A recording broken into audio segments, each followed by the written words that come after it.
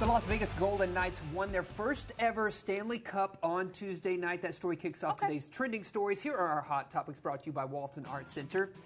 It was the young organization's first title, winning in decisive fashion with a 9-3 romp over the beaten-up and exhausted Florida Panthers. Oh, my goodness. Yes, yeah, I said it. Vegas closed this out in 5 games. The Knights have set the standard, really, of what an expansion franchise should look like, making the Cup final in their first season and the playoffs in every year but one. So it really, honestly, wasn't much of a competition. I think Florida won 1 game in this series, but most of the games were a blowout. And then, am I wrong? The owners said in 6 years we'll win the Stanley Cup. Yeah. And they did. Called it. That is insane. Yes. Well, good for them. The city of Las Vegas is lit, as the young people say. So, you know, they've got the Las Vegas Raiders. Right. The Golden Knights.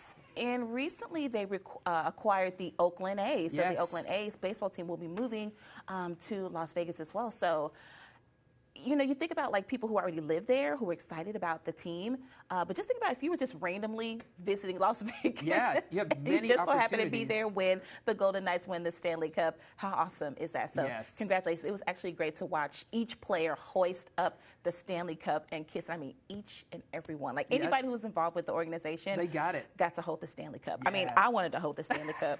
One day soon, yes. we'll be holding that cup. Well, Pat Sajack is taking one last spin on Wheel of Fortune.